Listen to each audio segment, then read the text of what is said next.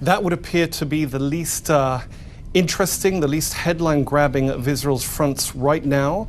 There is something of a stasis there. The Israelis are in place in what they describe as a buffer zone, some 8 kilometers inland from their border with Lebanon. This is actually an occupation zone for Lebanese that has displaced hundreds of thousands of them, while Israel goes about rooting out what remains of Hezbollah facilities there, Hezbollah arms caches and the like. That's entailed widespread destruction. There are talks directly between the Lebanese and the Israeli government, hosted and sometimes mediated by the United States, most recently in Rome. But movement toward a resolution that would appear something like a peace treaty, slow going. To the ignorant of America, where I lead the charge, Dan Williams, can Israel assist the United States in its missile shortage as it looks to Iran?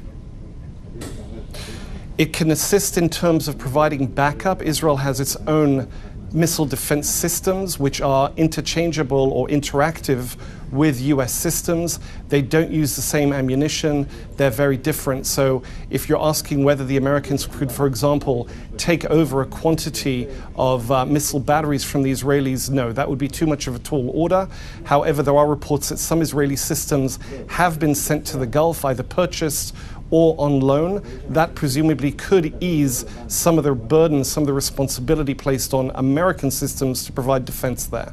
But nothing on the level of full interchangeability in terms of systems moving from Israeli to American hands and being as useful there or as used as current American systems. Dan, over the weekend, President Trump has hinted that he will let economic pressure on Iran do the work, suggesting that there may not be any big military movement in the near term, and that, in fact, this thing could drag on while, again, the president lets economic pressure do the work. How's that being received in your part of the world, in Tel Aviv? Actually, it would appear to comport with recommendations, advice we've been hearing from Israeli officials for several weeks now.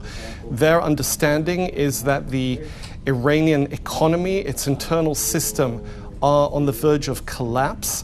It's worth remembering we've had predictions from Israel before that have proven untrue, namely about the capping of Iranian oil wells. Iran has proven a staying power that surprised everyone in this war, Israel included.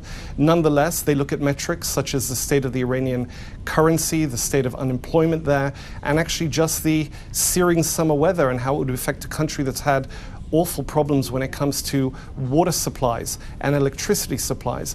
This must certainly be a grind on Iranian morale.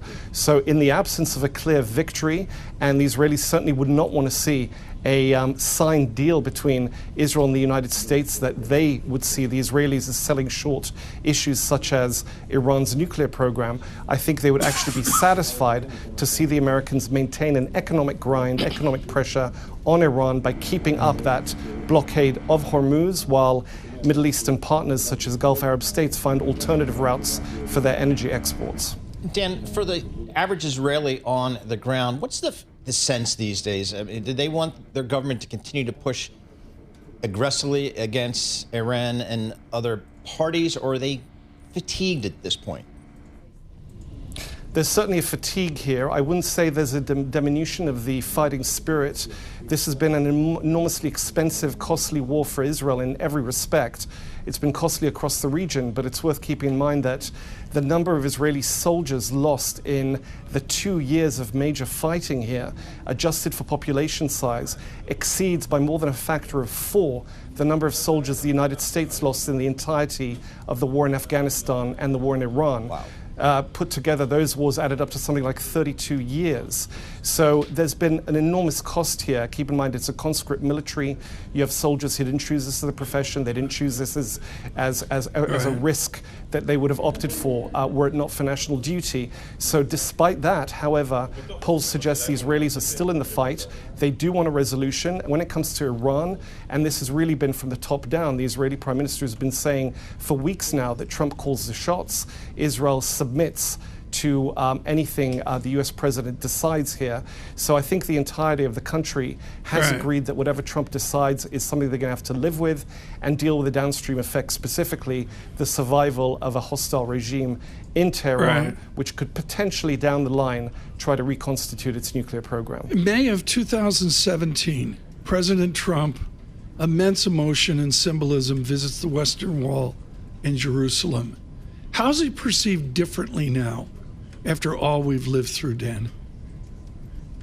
If you're asking how Israelis perceive the US president, yes, I think there was some disappointment here when he struck that ceasefire, that MOU with Iran. However, there was a resigned sense that this is the best it's going to be. I think everyone realizes that when they say Trump is the best friend Israel's had in the White House, he may be the last friend Israel will have had in the White House once he's gone. By friend, I mean friend in terms that we've seen for decades now from US presidents that really have worked often in lockstep with Israel, at least publicly. There have been disputes over foreign policy issues, over war issues, but in terms of the cordial, open affection that has been taken for granted from the Oval Office toward Israel, that may be a thing of the past. Israel is no longer a matter of bipartisan support in Washington, and I think whoever succeeds Trump cannot be expected to have the same fervor in favor of the Jewish state, although there may be some cold-eyed interests at play which will keep them working together. So yes, I don't think there's any major disappointment in Trump. I think he will be well remembered by Israelis for a long time to come.